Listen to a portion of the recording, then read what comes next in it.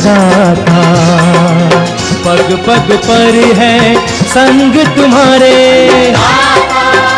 अन्नदाता। लहू किसानों का बन के पसीना सींचता है धरती का सीना। मेहनत का तेरी हक दिलवाने, नई तकनीक नई खोज बताने। पशुधन को गुणवान बनाना, पौध सुरक्षा को सिखलाना, खेती के सब गुर समझाने, भारत का सरताज बनाने। आठों पहर है संग तुम्हारे अन्नदाता, अन्नदाता। नमस्कार, मैं सिरांधा आप सभी दर्शकों का अन्नदाता कार्यक्रम में स्वागत करती हूं।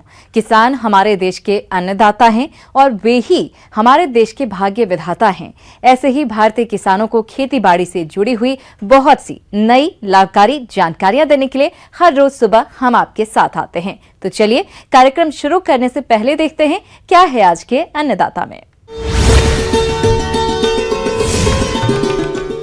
आज पूरा विश्व मना रहा है वानिकी दिवस।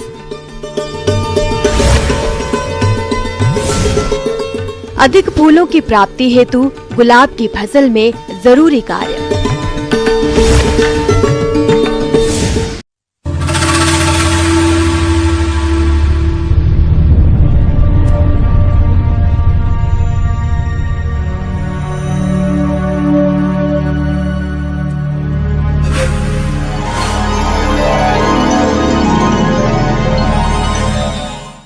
जंगल हमारे जीवन की बुनियाद हैं, जो हमारे पर्यावरण के साथ साथ आर्थिक और सामाजिक स्थिति को बनाए रखने में महत्वपूर्ण भूमिका निभाते हैं। वनों और जंगलों की होती अंधाधुंध कटाई के कारण आज पृथ्वी गहरे संकट में पड़ गई है, जिस कारण जलवायु परिवर्तन, ग्लोबल वार्मिंग, ग्लेशियर के पिघलने जैसी विकट समस्याएं पैदा हो रही हैं। अगर हमने अभी भी ध्यान नहीं दिया तो समस्त प्रकृति और जीव खतरे में पड़ जाएंगे। इसलिए हमें हर हाल में जंगलों को बचाने और ज्यादा से ज्यादा पेड़ पौधे लगाने की जरूरत है। तो वनों को बचाने के लिए क्या जरूरी कदम उठाए जाएं, इसी पर आधारित है कार्यक्रम का आज का ये विशेष अंश।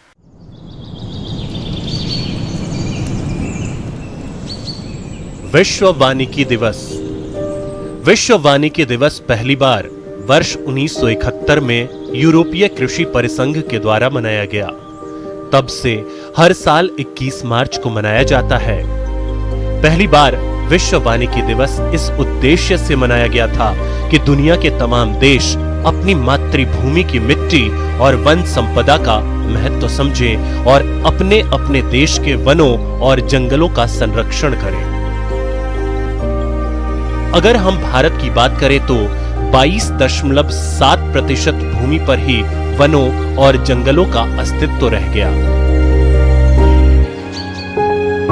भारत में वन महोत्सव जुलाई 1950 से ही मनाया जा रहा है। इसकी शुरुआत तत्कालीन गृह मंत्री कुलपति कन्हैयालाल माणिकलाल मुंशी ने की थी। विश्व वानिकी दिवस का उद्देश्य है कि विश्व के सभी देश अपनी वन संपदा की तरफ ध्यान दें और वनों को संरक्षण प्रदान करें। भारत में भी वन संपदा पर्याप्त रूप में है। भारत में 657.6 लाख हेक्टेयर भूमि में यानी लगभग 22.7% पर वन पाए जाते हैं। वर्तमान समय में भारत 19.39% भूमि पर वनों का विस्तार है और छत्तीसगढ़ राज्य में सबसे ज्यादा वन संपदा है। उसके बाद क्रमशः मध्य प्रदेश और उत्तर प्रदेश राज्य में। लेकिन बढ़ते शहरीकरण और जनसंख्या की जरूरतों की पूर्ति के लिए वनों की कटाई तेजी से हो रही है। वहीं दूसरी ओर मानवीय चूक और प्रकृति के कारण हर साल वनों में आग लगना गंभीर चुनौती होता जा रहा है। पिछले कुछ वर्षों से पृथ्वी के अलग अलग हिस्सों में वनों में आग लगने की खबर अब आम हो चुकी है। इसके कारण कई वन्य जीवों की प्रजातियां लुप्त होने की कगार पर खड़ी हैं। साथ ही वर्षा का संतुलन भी बिगड़ा है। कहीं भीषण सूखा तो कभी बाढ़ जैसी आपदाओं की संख्या में बढ़ोतरी हो रही है। भारत सरकार द्वारा 1952 ईस्वी में निर्धारित राष्ट्रीय वन नीति के तहत देश के 33.3% क्षेत्र में वन होने चाहिए, लेकिन वर्तमान समय में ऐसा नहीं है।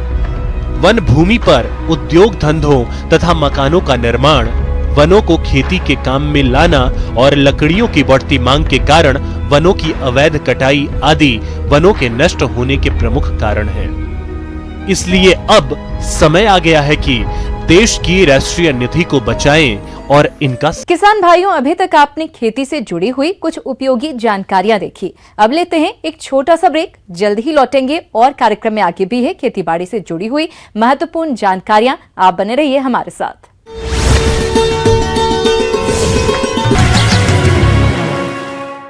ब्रेक के बाद आप सभी दर्शकों का अन्नदाता कार्यक्रम में एक बार फिर से स्वागत है।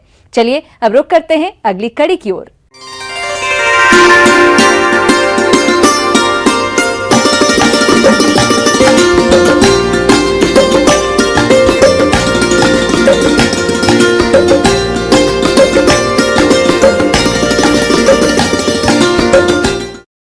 फूलों की बढ़ती बाजार मांग को देखते हुए प्रदेश में बहुत से किसान फूलों की खेती करने लगे हैं और इसी के अंतर्गत यदि आपने गुलाब की फसल लगाई है तो उससे फूलों की अधिक पैदावार तभी प्राप्त होगी जब आप गुलाब की फसल में किए जाने वाले कार्यों को सही समय पर करेंगे।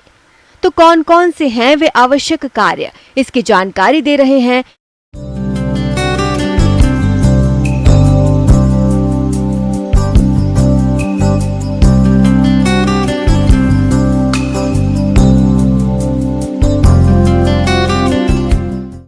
जो यूज़ करने वाले होने वाले गुलाब हैं, जिनको कि लूज फ्लावर की तरह भी यूज़ कर सकते हैं और बुके वाले पर्पसेस के लिए भी बहुत सारी वैरायटीज़ ग्रो होती हैं। तो सबसे पहले मैं आपको लूज फ्लावर वाले जो गुलाब होते हैं या जो गार्डन वाले गुलाब होते हैं उनकी बात करूँगी। तो उनको हम मोस्टली ओपन कल्टीवेशन में लगाते हैं। क्यों? क्योंकि उनको साज सज्जा अच्छा दिखने के लिए इन जनरल गार्डन में लगाया जाता है। तो अभी आप देख रहे हैं हमारे रोजरी में या रोज़ गार्डन में निराई गुड़ाई का काम चल रहा है। हम लोग हैंड वीडिंग ही करते हैं क्योंकि आजकल जब जो भी किया जा रहा है हैंड वीडिंग या कुछ ऐसा, तो जो भी केमिकल वीडिंग जो है उसको हम आजकल डिस्करेज कर रहे हैं। क्यों? क्योंकि उसके ऊपर, उसका मृदा के ऊपर, उसका सॉइल के ऊपर बहुत ही ख़राब असर पड़ता है। तो हैंड वीडिंग करते हैं हम। और मोस्टली अगर आप कोशिश करें, आपके पास गोबर की खाद अवेलेबल हो तो गोबर की खाद का ज़्यादा से ज़्यादा यूज़ करें। गुलाबों के लिए माइक्रो न्यूट्रिएंट्स जो होते हैं, मीन्स माइक्रो न्यूट्रिएंट का स्प्रे जो होता है वो बहुत ज़्यादा ज़रूरी होता है। और जो फ्लावरिंग का टाइम है या फ्लावरिंग का सीज़न है, उस टाइम पे अगर आप माइक्रो न्यूट्रिएंट स्प्रे करवाएं, लगभग माइक्रो न्यूट्रिएंट का पूरा घोल बना हुआ मिलता है मार्केट में, रोजेज़ के लिए स्पेशली, तो उसको आप ला करके और 0.1% का घोल बना के फोलियर स्प्रे, मीन्स जो आपका स्प्रेयर होता है उसमें आप 0.1% का घोल बना के उसको स्प्रे कर सकते हैं। ताज़ा या नई लगाई हुई कलम को लगातार नमी मिलती रहे, इसलिए आवश्यकता अनुसार सिंचाई करते रहें। आमतौर पर प्रारंभ में पहले सप्ताह में थोड़ा थोड़ा पानी देना चाहिए। बाद में जाड़े के मौसम में 8 से 10 दिन के अंतराल पर और गर्मियों में 4 से 5 दिन के अंतराल पर सिंचाई करें। और जो कट फ्लावर वाले गुलाब होते हैं उनको अगर हम बाहर में लगाएं तो गर्मी के सीज़न में उनका मेंटेनेंस जो होता है वो थोड़ा मुश्किल हो जाता है। अगर आप बात करें तो जो प्रोटेक्टेड कल्टीवेशन में हम लगाते हैं उनका तो रखरखाव कम्प्लीटली डिफरेंट है, मगर ओपन कल्टीवेशन में भी कुछ वैरायटीज़ गुलाबों की कट फ्लावर के लिए बहुत अच्छी आती है, जैसे कि क्रिस्टन डायर हो गया, ग्लैडिएटर हो गया, और भी इस तरह की 3-4 वैरायटीज़ हैं। सूखी टहनियां काटकर अलग कर दें। गुलाब के पौधे के आधार से निकलने वाली नई शाखाओं को भी हटा देना चाहिए। ये शाखाएं पतली, लंबी व तेजी से बढ़ने वाली होती हैं और पौधों को मिलने वाली खुराक का काफी हिस्सा ले लेती हैं, जिससे पौधों की बढ़वार व फूल उत्पादन कम हो जाता है। डायबेक रोग कटाई छटाई व फूलों के तोड़ने के बाद लगता है। पौधा ऊपर से काला होकर नीचे की ओर सूखना शुरू हो जाता है।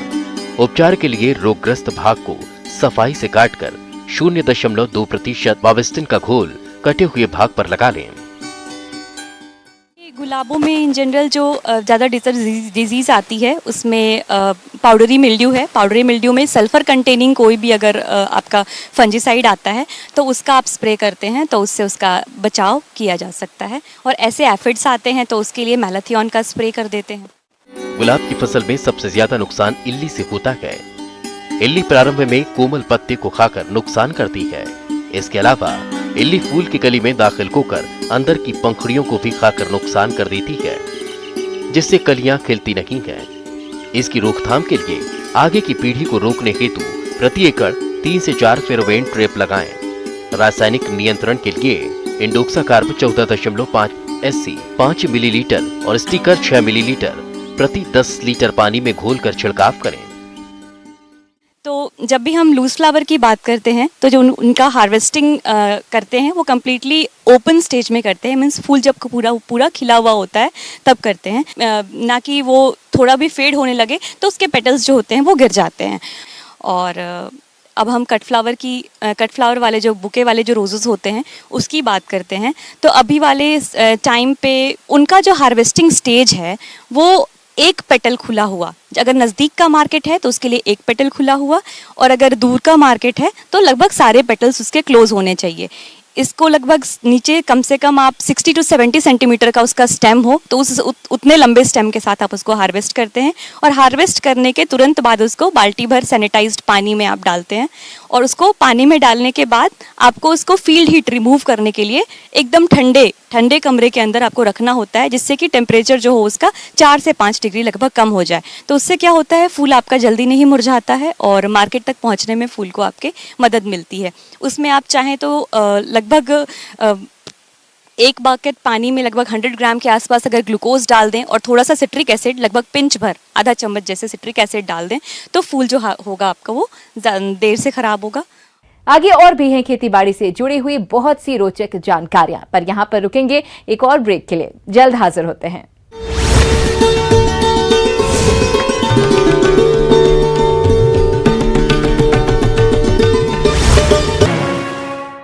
ब्रेक के बाद एक बार फिर से आप सभी दर्शकों का अन्नदाता कार्यक्रम में स्वागत है। बढ़ते हैं अगली प्रस्तुति की ओर।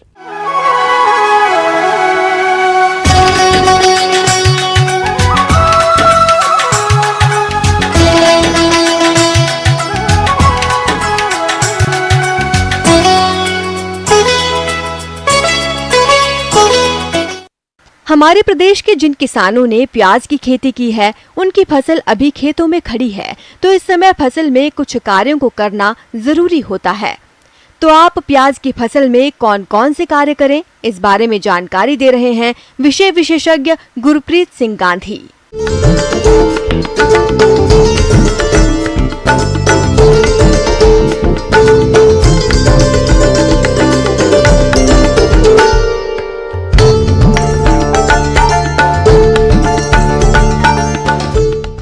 किसान भाई, हम आज बात करेंगे प्याज की अच्छी पैदावार कैसा लें, उसके बारे में आपको हम छोटी छोटी जानकारी देंगे। तो जिन किसान भाइयों ने प्याज की खेती अभी कर रहे हैं तो लगभग वो 2 से 2.5 महीने की आपकी फसल हो चुकी होगी।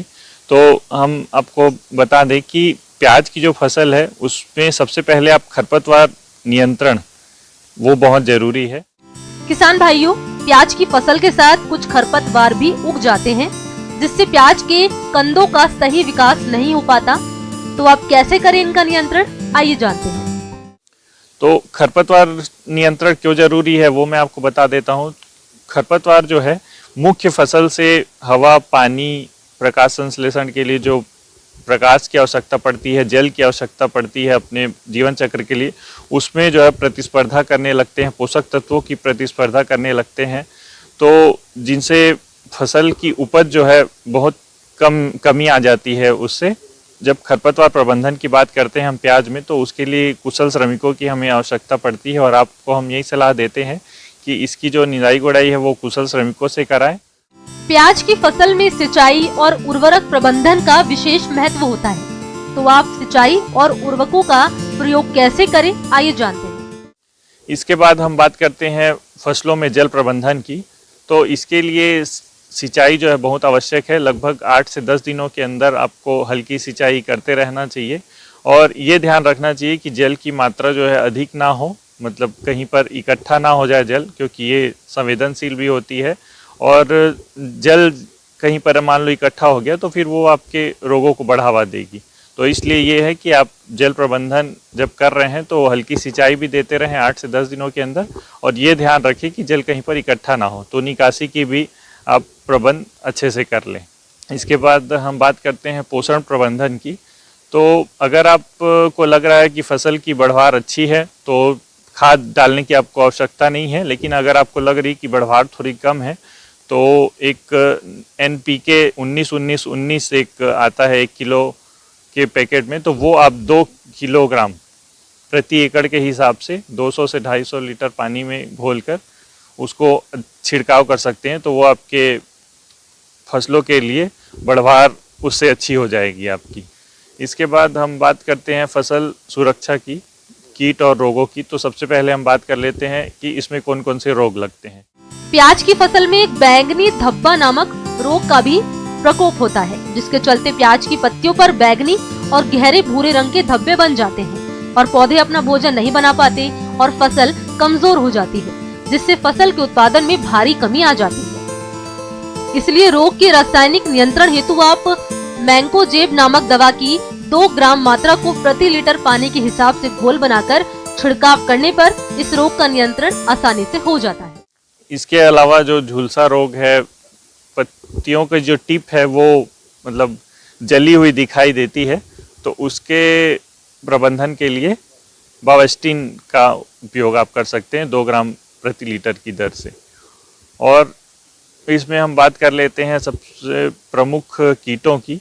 तो इसमें एक थ्रिप्स नाम का कीट है जो रस चूसक वो कीट है जो सबसे ज़्यादा हानि पहुंचाता है और जो उपज है उसको सब कम कर देता है। थ्रिप्स कीट की प्रारंभिक अवस्था में जैविक नियंत्रण हेतु नीम तेल की 5 मिलीलीटर मात्रा को प्रति लीटर पानी के हिसाब से घोल बनाकर छिड़काव करें।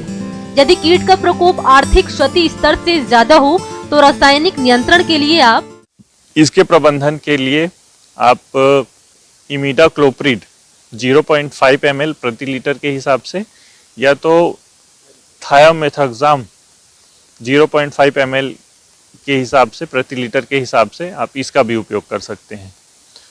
तो किसान भाई, ये प्याज की फसल के लिए छोटी छोटी जो बातें हैं तो उसका ध्यान रख के आप प्याज की अच्छी और गुणवत्ता पूर्ण फसल आप ले सकते हैं। धन्यवाद।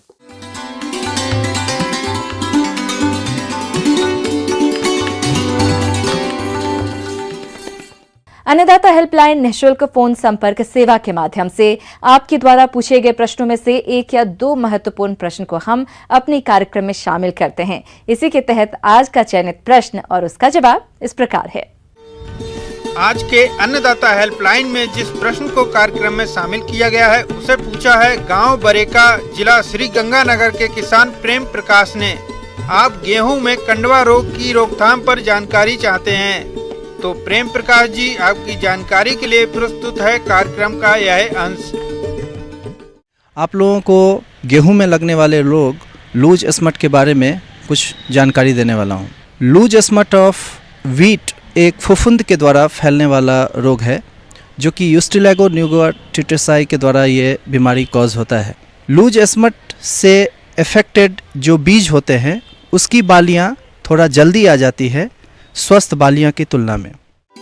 गेहूं का खुला कंडुआ या लूज स्मट रोग, यह रोग आंतरिक रूप से संक्रमित बीज से पैदा होता है। इसका रोगजनक एक कवक अस्टिलैगोसेजिटम प्रजाति ट्रिटिसाई होता है जो कि बीज के भ्रूण भाग में छिपा रहता है तथा संक्रमित बीज ऊपर से देखने में बिल्कुल स्वस्थ बीजों की तरह ही दिखाई देता है। इस रोग से प्रति वर्ष उत्तर भारत में गेहूं की उपज में 1 से 2% की हानि होती है। इस रोग के लक्षण बाली आने पर ही दिखाई देते हैं। रोगी पौधों की बालियों में दानों की जगह रोग जनक के रोग कंड यानी स्पोर्स काले पाउडर के रूप में पाए जाते हैं जो कि हवा से उड़कर अन्य स्वस्थ बालियों में बन रहे बीजों को भी संक्रमित कर देते हैं। इस प्रकार रोग आगे आने वाली फसल में पहुंच जाता है। अब हम इसके रोकथाम के बारे में चर्चा करते हैं। इसकी रोकथाम बहुत ही किसान भाइयों बहुत ही आसानी तरीके से कर सकते हैं। सर्वप्रथम तो जो हमारे रोग प्रतिरोधक अगर हमारे पास किस्म है, जैसे राज 2296, PBW की किस्में हैं 65, तो इन सब किस्मों को लगा करके लूज स्मट को बहुत हद तक कंट्रोल किया जा सकता है। अगर जिस खेत में लूज स्मट दिखाई देता है तो किसान उस खेत के बीज को अगले साल ना लगाएं, ये एक सलाह दी जाती है, और बीज किसी प्रमाणित बीज को ही अपने खेत में लगाएं, जिससे कि इस बीमारी पे कंट्रोल किया जा सकता है। इस रोग की रोकथाम के लिए रोग ग्रसित पौधों को उखाड़कर जला दें, साथ ही रोग ग्रसित बालियों को सावधानी पूर्वक तोड़कर खेत से अलग कर दें। रोग से बचाव के लिए बीजों को कार्बोक्सिन 75 WP 1.5 ग्राम या कार्बेंडाजिम 50 WP 1 ग्राम दवा प्रति किलोग्राम बीज की दर से बीजोपचार कर बुआई करें। इसके उपरांत एक केमिकल विधि द्वारा, रासायनिक विधि द्वारा भी उपचार किया जाता है। इस उपचार में हम लोग वीटावैक्स या कार्बेंडाजिम 2.5 ग्राम पर किलो, यानी कि 2.5 ग्राम केमिकल को 1 किलो वीट के साथ उसमें हम लोग मिक्स करके, मिला करके और खेतों में उसको लगाते हैं, जिससे कि इस बीमारी पे कंट्रोल, रोकथाम होता है। इस तरह से बताए हुए बातों को अगर किसान भाई एवं बहन अपने खेतों में अगर उसको उपयोग में लाएंगे तो गेहूं की एक अच्छी फसल को वो अपने खेतों में पाएंगे।